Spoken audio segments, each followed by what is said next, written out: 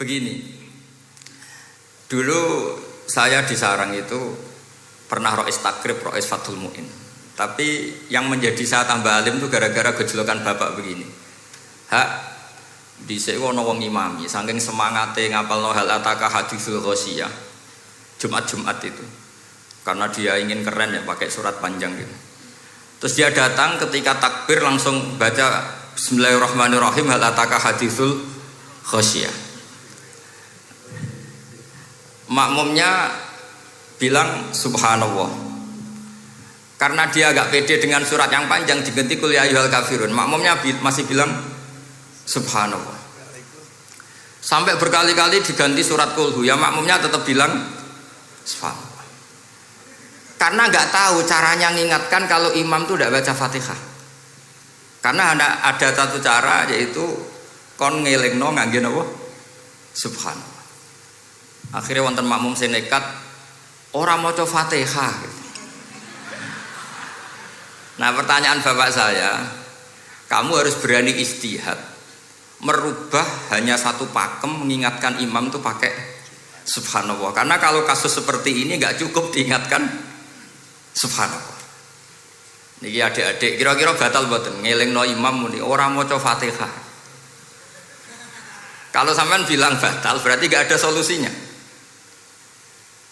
Kalau bilang sah itu beberapa kalimat yang dalam pakem sholat itu napa? Membatalkan. Sampean milih batal apa enggak? Enggak polling saja kayak pemilu. Sampai saya itu cari-cari, akhirnya ketemu juga di kitab Mizan Kubro diterangkan oleh Imam Malik bahwa kalamul musolli.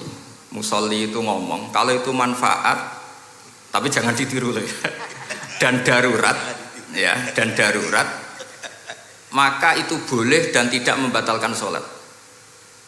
Misalnya imam sholat kemudian di bawahnya ada bom atau ada ular kobra. Kalau nggak ada cara ya mau tidak mau harus diingatkan pakai kalimat. Karena kalau subhanallah tok nanti gonta-ganti surat saja.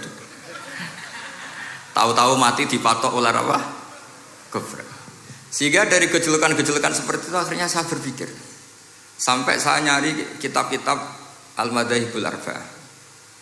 Karena memang nggak cukup.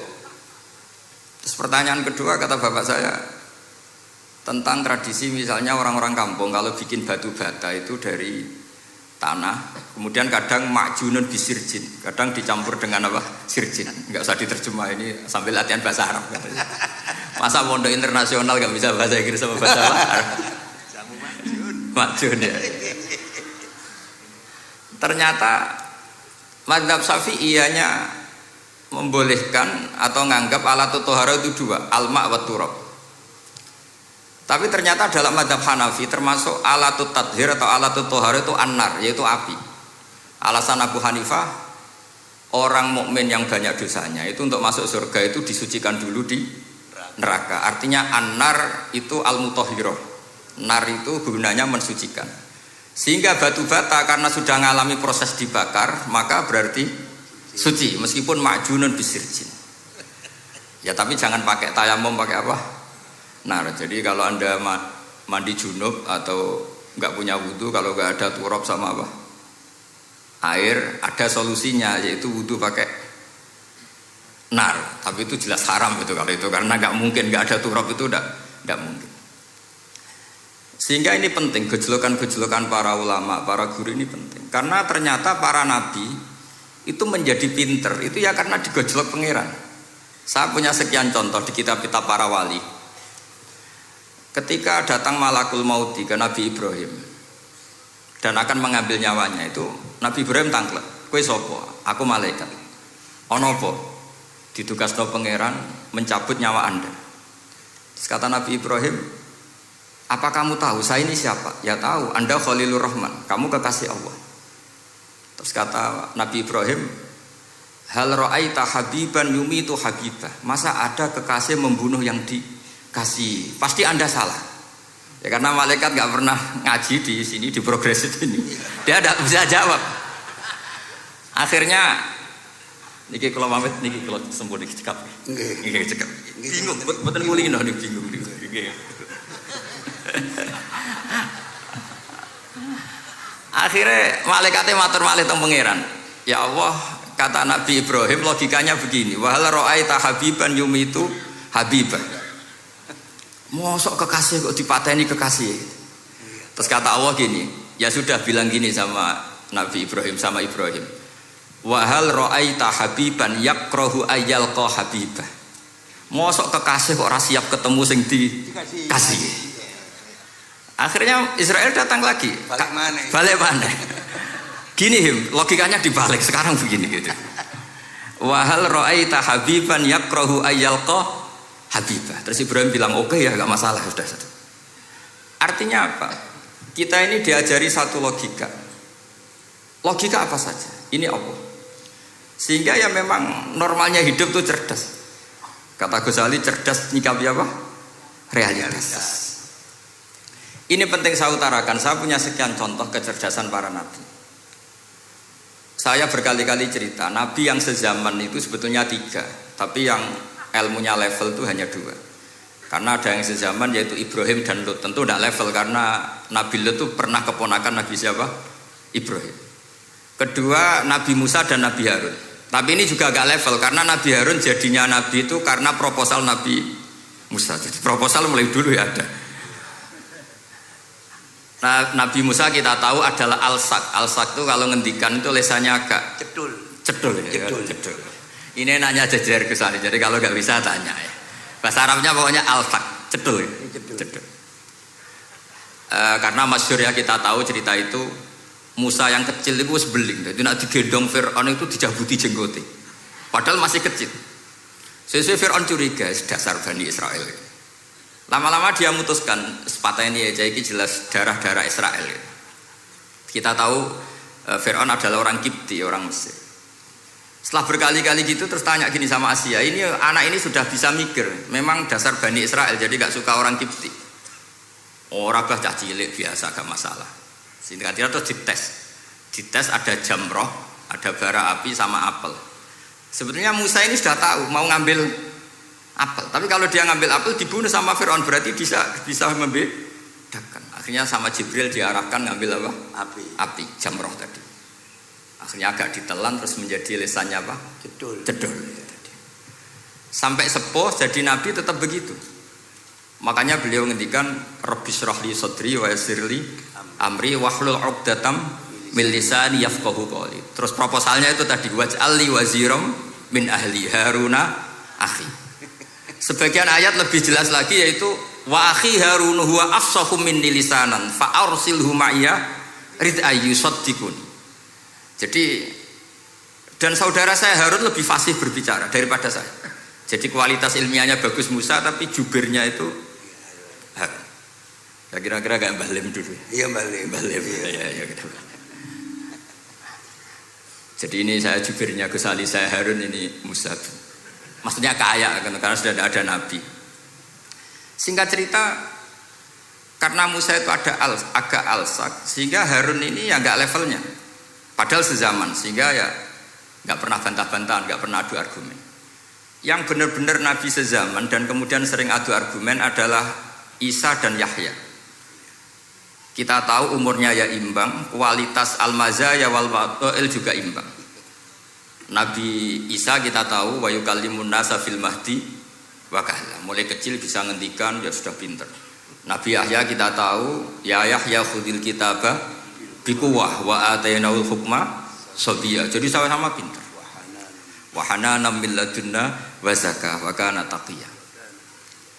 Itu dua beliau ini menjadi satu manhaj besar dalam Islam. Itu kalau main ke salah satu kampung, itu Nabi Isa tanyanya aneh. Aina syirarun nas? Orang-orang yang jelek-jelek itu di mana? Orang-orang fasik itu rumahnya mana? Kalau Nabi Yahya tanya, aina khiyarun nas? Orang-orang baik itu di mana? Akhirnya dua beliau ini saling berargumentasi. Kenapa kamu tanya aina syirarun nas? Terus Nabi Isa katanya, lah kenapa kamu tanya aina khiyarun nas? Terus kata Nabi Yahya, enak kancanan wong soleh, gak ruwet kan? Kancanan wong soleh itu kan enak, gak dibodoni, gak ruwet. Pemenang kancanan wong mati, sering bodoni. Gitu. Masyhur itu cerita Gus Dur, Gus kenapa sering ziarah? Kancanan wong urip sumpek.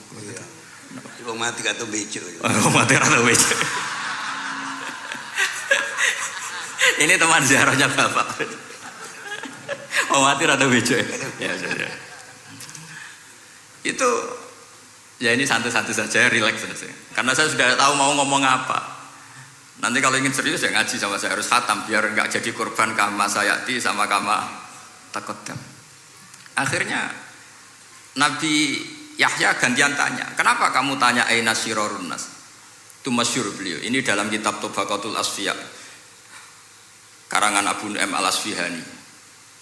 Riwayat Sufyan bin Uyainah, gurunya Imam Syafi'i. Jawabnya Nabi Isa unik. Ana an-nabiyyu, saya ini nabi, biman zilatit tabib. Nabi itu ibarat dokter. Udawil mardo, di mana-mana dokter itu cari orang sakit. Makanya di NU itu banyak kiai-kiai yang nangani orang-orang fasik. Dakwah nih gue wong nakal-nakal itu ya ada khazanahnya, asal gak keterusan katut gitu saja. Jadi kalau kamu niru Gusme itu sebenarnya konsepnya satu, asal ada bukti jadi wali dan tidak katut. Kalau ndak ya sudah usah. Gak usah wae kata Gus Ali sudah. Kalau gak kelasnya jangan. Sehingga dua beliau itu jadi khazanah besar. Misalnya Anda jadi kiai di daerah-daerah yang Islamnya sudah maju. Mungkin Anda ini hanya mendapat fasilitas dari Islam. Makanya saya sendiri secara pribadi, misalnya kecelok pinter, tah ranking, tah juara musabaqah tilawatil Quran, kadang dari sekian prestasiku untuk umroh mendapat. Karena kita punya prestasi di daerah yang prestis. Sementara teman-teman kita, makanya ini kalau ada santri progresif yang nggak pinter, tak kasih ijazah, tak kasih support. Barokahnya tidak pinter, akhirnya hidup di daerah tertinggal.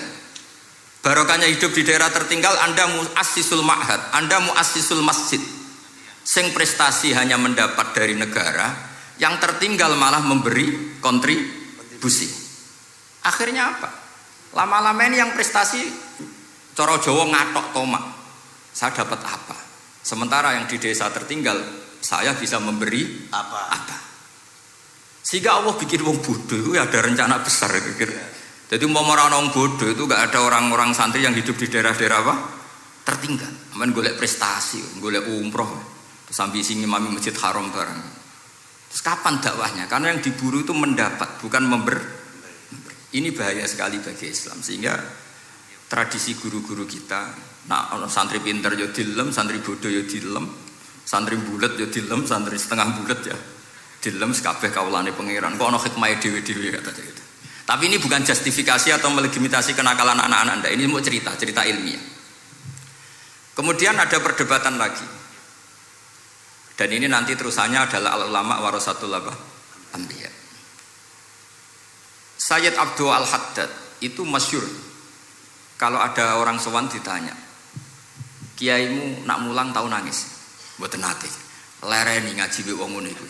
Atine atos gitu. Tapi Abdul Hasan Asyadzili kalau ada orang tamu tanya, kiaimu nak mulang tau guyu? Mboten nate. Lereni wong ra iso syukur gitu. Jadi ini dua kutub besar. Siapa yang enggak tahu kewalian Abdul Hasan Asyadzili? Siapa yang enggak tahu kewalian Sayyid Abdul Al-Haddad? Nah ini kalau Gus Ali sudah dua-duanya, guyu ya sering, nangis ya sering, ini sudah makomen, ini sudah Majma'ul Bahrain kalau dalam ilmu tasawuf. Dan itu mirip perdebatan Nabi Yahya dan Nabi Isa. Nabi Yahya itu happy, hidupnya happy. Kayak bapak saya itu hidupnya zaman miskin saja gak pernah susah. Gak pernah susah. Bapak saya itu khasnya gak pernah susah. Mau meninggal saja masih guyon sama saya. Mau kapundhut itu seguyon kan.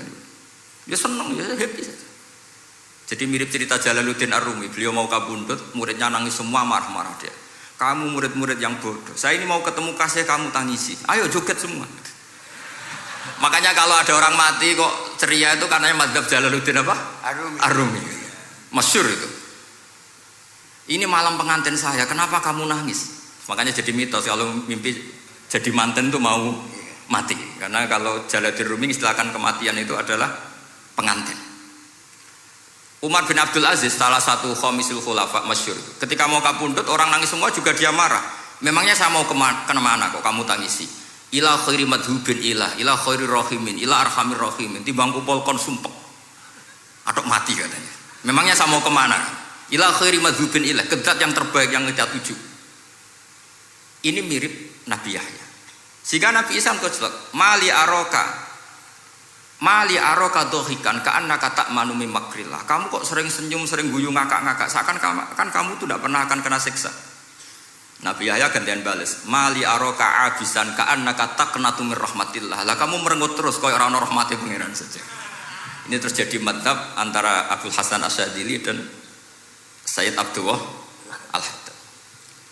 Sayyid Abdullah Al-Haddad juga diikuti banyak kiai. Itu kalau habis sholat itu masih susah, diterima enggak, sholat kita makbulah apa enggak, puasa kita makbul apa enggak, sujud kita makbul apa enggak. Tapi kalau Abdul Hasan Asyadzili, kalau ada orang tanya gitu dimarahin.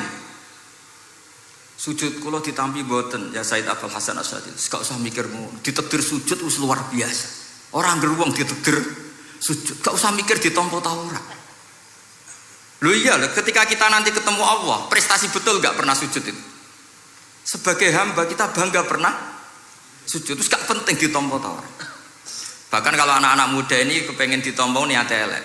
Ditampa digajar pangeran terus mlebu swarga terus sama bidadari gitu. Jadi muni ditampa tapi pikirannya sudah ngayal macam-macam. Kalau madzhab Abdul Hasan Asyadzili tidak. Sehingga kitab hikam, kita tahu kitab hikam itu adalah dikarang Ibnu Athaillah As-Sakandari, dia muridnya Abdul Abbas Al-Mursi, dan ini terus muridnya Abdul Hasan Asyadzili. Itu cerminan Syadziliyah murni. Ya saya ulang lagi, itu cerminan Syadziliyah murni.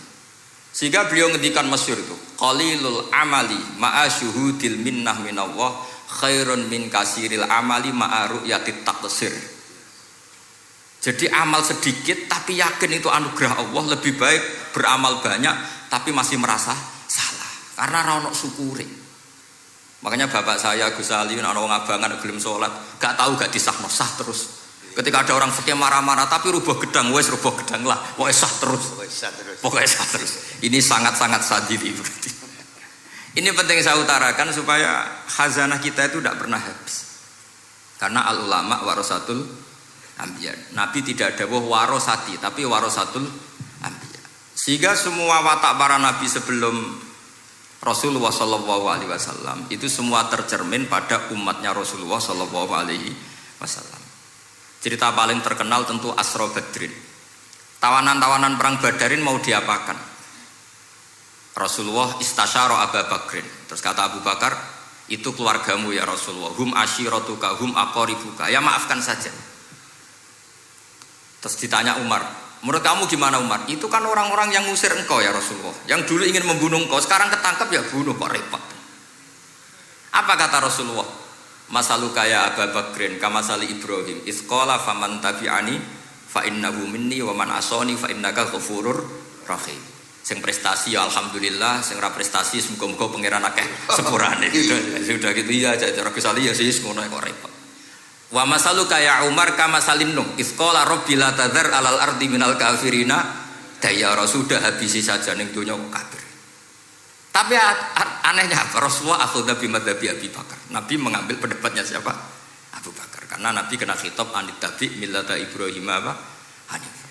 Akhirnya terus keterusan. Akeh kiai NU nek ana umat salah dibarno nganti ra roh nak salah. Makanya kenangan saya sama Mbah Sal Mahfud karena beliau itu sepupu sama Mbah saya di Israel itu. Kata Mbah Sal gini, "Hak umpama pantes," kata beliau ini, "umpama pantes, pondok-pondok itu tak sertifikat." Kenapa, Mbah? Lah ya akeh kiai gondrong muridnya kalau gondrong kabeh terus kadang rapati sholat jari diulang kali jogo. Engkok neng kali-kali golek Nabi Khidir gak tau ngaji. Lah ngono iku nak ditakoki afiliasine kok NU gitu. Mau disertifikat, jadi distandarkan. Pokoknya anggar gak ono takribe ya ora NU gitu. Karena nanti kalau gak disertifikat ini terus khayal-khayal macam-macam ini rata-rata kan afiliasinya juga ngeklaim NU. Padahal ya itu tadi, jadi diulang kali jogo langsung diulang macam-macam. Ini penting saya utarakan karena standarisasi ini penting. Caranya gimana? Kita harus sebanyak mungkin baca khazanah Islam. Makanya Imam Ghazali, kayak apa pinternya Imam Ghazali? Beliau di akhir kitab yang ngendikan wa alaika bimudawamati mutalaati kitab khilyatil auliya wa tabaqatil asfiya. Sehingga kita akan punya khazanah yang luar biasa. Saya punya banyak tentang kearifan ya para ulama-ulama dulu. Di antaranya Dulu saya sering diceritain bapak tapi gak paham. Tapi setelah saya ngaji lama-lama paham. Beliau pernah didhawuhi Badullah gini, Nur, dhisik ana wong salat 2 rakaat. Terus syukur akhirnya salat lagi sampai 4 rakaat. Saking syukurnya salat lagi sampai 6 rakaat. Seterusnya sampai 1000 salat. Kita tahu itu Said Ali Zainal Abidin. Jadi dia menambahkan salat itu karena iskon lillah wa syauqan lillah, mahabbatan lillah. Bukan kayak kita karena ingin salat 1000 rakaat dibagi sekian menit terus kenanya 2 jam. Jadi kayak kita tarawih 20 menit, 20 rakaat dibagi sekian kenanya 7 menit. Pentingnya apa? Meskipun kita tidak akan mengalami seperti itu, tapi kita menjadi tahu ketika Rasulullah SAW menghentikan wa qurratu aini fis shalah. Bahkan Nabi kalau banyak masalah itu Nabi yataraddad, mutaraddidan di dalamnya. Setelah mutaraddidan agak panik, Nabi tanya gini sama Aisyah, aina Bilal, aina Bilal. Bilal kemana, Bilal kemana? Setelah Bilal notok, tok tok tok tok, ya Rasulullah as-sholat. Arifna ya Bilal, arifna ya Bilal. Saya kasih istirahat ya Bilal, saya kasih istirahat. Karena roh dunya, roh politik, roh kebudayaan, roh dulur bulet kabeh. Sing ra bulet mok sitok hubungan ambek Allah Subhanahu wa taala. Maka disebut as-sholat rohatul mukmin. Apa yang terjadi? Ashabu Rasulillah ketika Sayyidina Umar ditusuk oleh Abu Lulu al-Majusi, tentu pakai kira-kira ya panah yang kayak pancing. Jadi kalau sudah dimasukkan kadu cabut itu sakitnya minta ampun. Apa kata Umar? Nanti cabut ketika saya sholat. Karena sekali sholat dan setelah itu dicabut nggak terasa. Ya, kalau sholat kita ada nyamuk ya sudah. Ini penting saya ceritakan sampai ada wali ditawarin Allah, silahkan masuk surga, tanya, ya Allah di surga ada sholat enggak? Kalau tidak ada sholat enggak lah. Karena dia nggak bisa membayangkan nikmat tanpa sholat. Sehingga penting sekali kekaguman-kekaguman ini. Ketika Sayyidina Umar wafat, di antara yang pertama ditanyakan adalah yang bunuh saya siapa? Itu Hulamul Mughirah, Abu Lulu al-Majusi. Beliau spontan langsung ngendikan gini, Alhamdulillah alladzi ja'ala maniyati biyadi rajulin lam yasjud laka sajdatan tuhajuni biha yaumal qiyamah. Matur nuwun Gusti, saya dibunuh oleh orang yang enggak pernah sujud. Kalau saja dia pernah sujud, saya tidak berani maksudkan dia. Jangan-jangan sujud itu engkau terima kemudian dia min ahlil jannah. Kayak apa pentingnya kenangan sujud? Rasulullah juga pernah ngendikan nanti kalau dunia sudah ruwet, as-sajdatul wahidatu khairun minad dunya wa ma fiha. Satu sujud lebih baik ketimbang dunia seisinya. Karena itu kelayakan kita sebagai hamba. Makanya Abu Hasan Asadili ngendikan, sudahlah kafal amilina jazaan an radiyaka laka ahlan. Sudah ditakdir ngamal sudah harus syukur. Kok mikir ditompo ta ora usah, gak penting. Itu madzhab Abu Hasan apa? Asy'ari.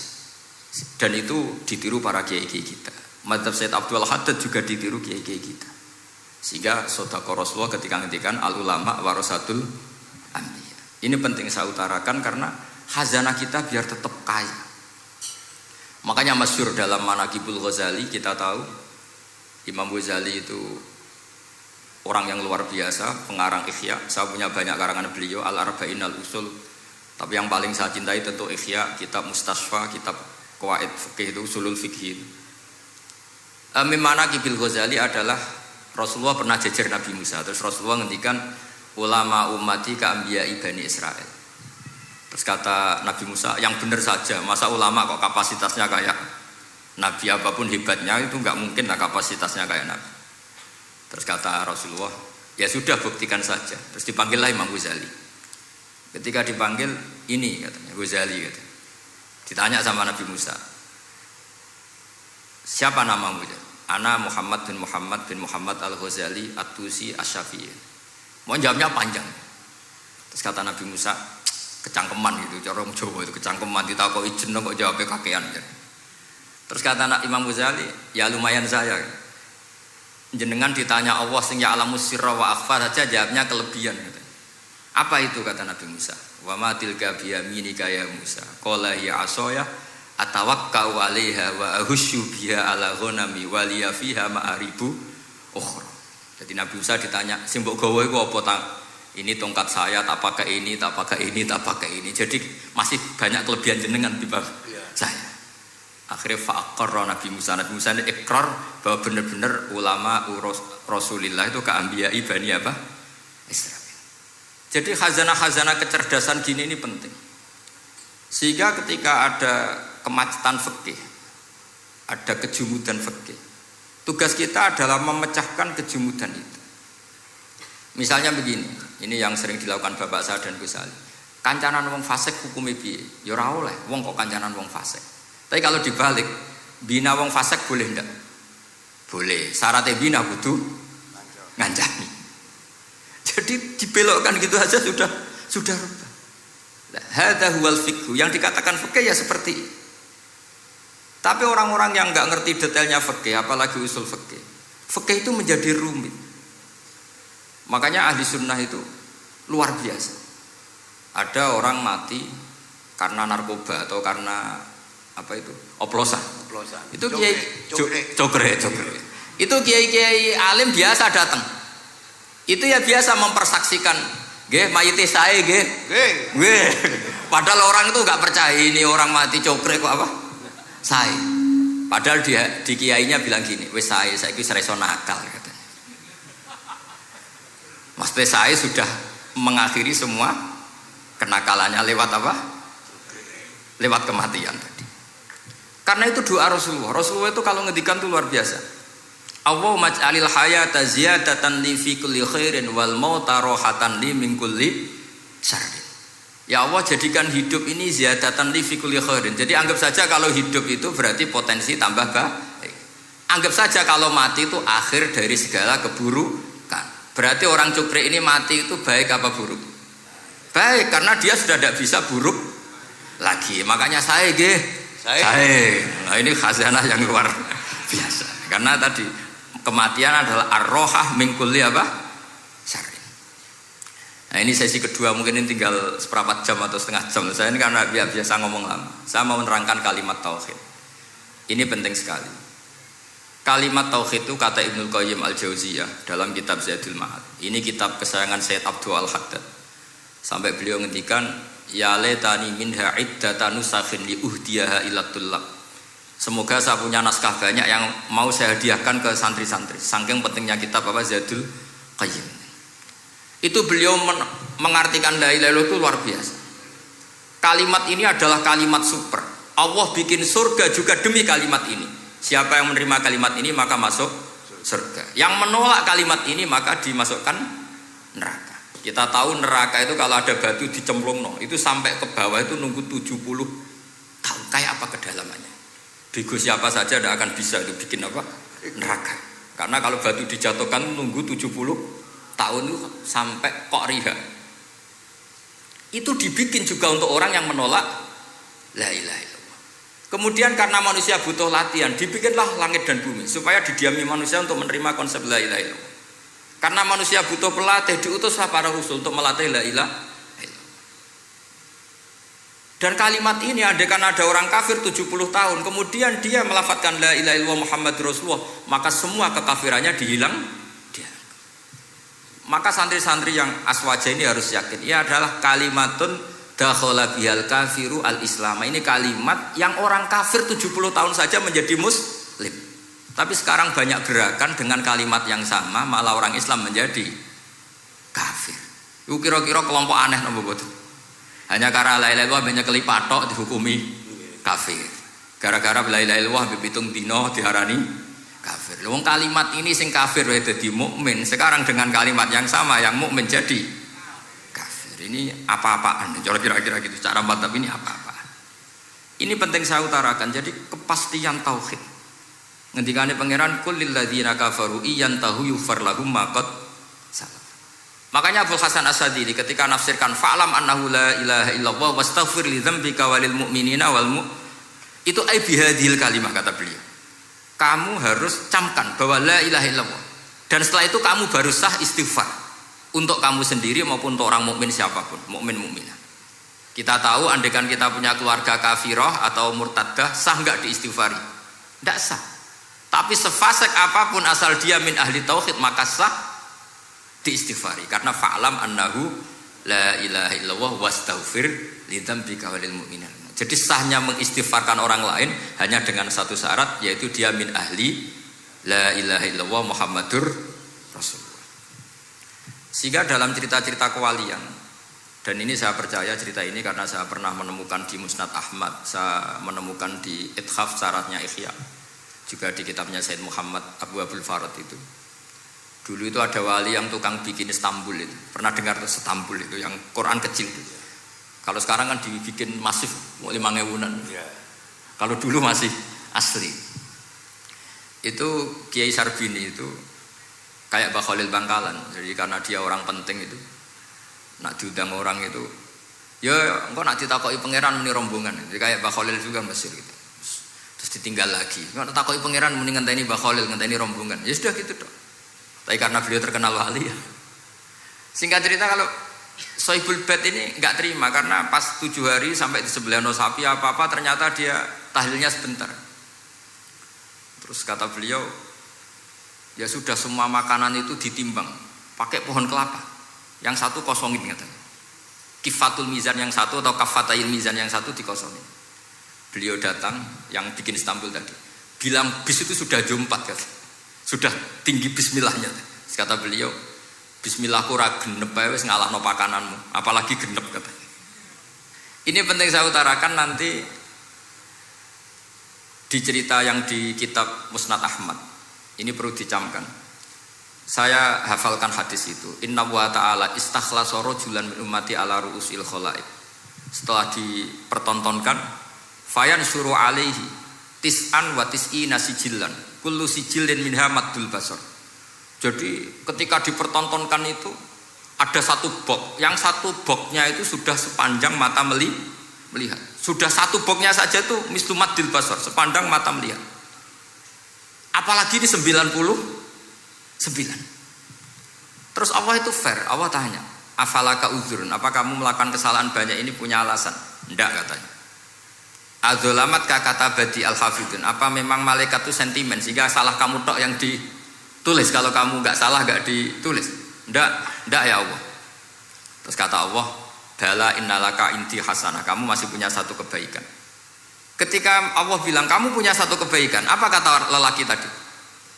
Nah, gunanya apa ya Allah satu kebaikan dibanding kesalahan yang sebanyak itu? Akhirnya kesalahan yang sebanyak itu ditimbang, si timbang satunya itu hanya la ilaha illallah Muhammadur Rasulullah. Fato syat as-sijilat, semua catatan salah tadi kalah. Kenapa? Fala yaskulu ma'asmillahi ta'ala syai'un, karena di dunia maupun akhirat tidak ada yang bisa mengalahkan kalimah thayyibah. Tapi sekarang kalimah thayyibah itu jadi tersangka. Nah ini makanya saya mohon santri-santri, hujjiyatu ahli sunnah wal jamaah ini harus mustaqirrah, harus sabitah, harus benar-benar berargumentatif. Sehingga kita tahu setahu-tahunya bahwa kalimat ini adalah kalimat yang orang kafir saja menjadi muslim. Masa dengan kalimat yang sama orang mukmin menjadi kafir. Ini penting saya utarakan karena kita harus terus belajar. Caranya gimana? Ya diantaranya tadi belajar kitab Ihya, beberapa kitab. Sehingga khilaf-khilaf fikhiyah, meskipun kita tidak bidangnya misalnya, itu tetap punya kualitas yang luar biasa. Saya sampai sekarang menerima sorogan kitab Mahalli. Itu di situ ada perdebatan unik. Boleh enggak misalnya jenazah itu diletakkan di belakangnya yang sholat? Kata kaul awal enggak boleh. Di mana-mana jenazah itu ya di depannya orang apa? Sholat. Tapi kata kaul sani, ya boleh saja jenazah itu enggak imam katanya. Iya. Sehingga pentingnya kaul sani adalah kalau Anda di Arab Saudi itu jenazah-jenazah tetap di kamar mayat, kemudian yang sholat ya di depan jenazah. Karena kalau dipaksakan di depan berarti jenazahnya di dekat apa? Ka'bah. Kayak apa kreditnya Mekah. Nah, meskipun kita tidak melakukan itu karena nanti dianggap aliran apa? Sesat. Ada jenazah kok di belakang kita sholat apa? Di depan. Tapi ini ilmu harus kita dengar. Begitu juga khilafnya kaul qadim dan kaul jadid. Menurut kaul jadid, yang namanya sujud itu harus 7 anggota. Karena kata Rasulullah SAW, umirtu an asjuda ala sab'ati azumin al-jabhah wal yaden war rukbaten Wal kodamen berarti aljabah 1, yaden 2, kodamen rubaten 2, kodamen 2. Sehingga kalau kiai fanatik fikih, nak anak sujud ngongkrong dipetel-petel, mergo supaya 7 anggota. Tapi kata Imam Syafi'i dalam kaul qadim, kata beliau, wayah tamilu, mungkin saja sujud itu cukup pakai jabhah.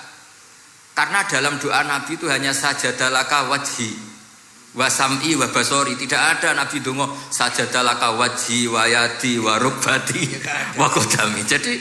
Jadi kecerdasan ulama-ulama dulu itu luar biasa.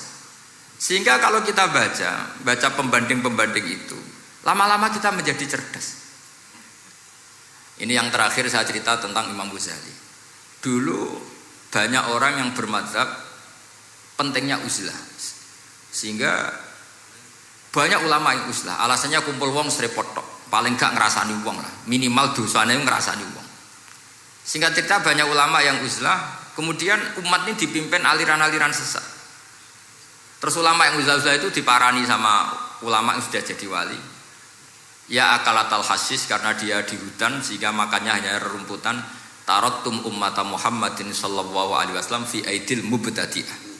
Betul uzlah itu baik, tapi membiarkan umatnya Nabi dipimpin orang-orang yang sesat. Makanya kita terima kasih sekali Gus Ali ada di antara kita, membimbing kita, membina kita. Jangan terus dunia wis rusak tinggal nawa tidak bisa. Ini ummatur Rasulillah, ummatun marhumah, ummatun mahfudhah, ummatun mar'iyah. Insyaallah apapun kondisinya kita tunggoni, baik dalam skala negara, masyarakat maupun kultural. Saya kira demikian. Wassalamualaikum warahmatullahi wabarakatuh.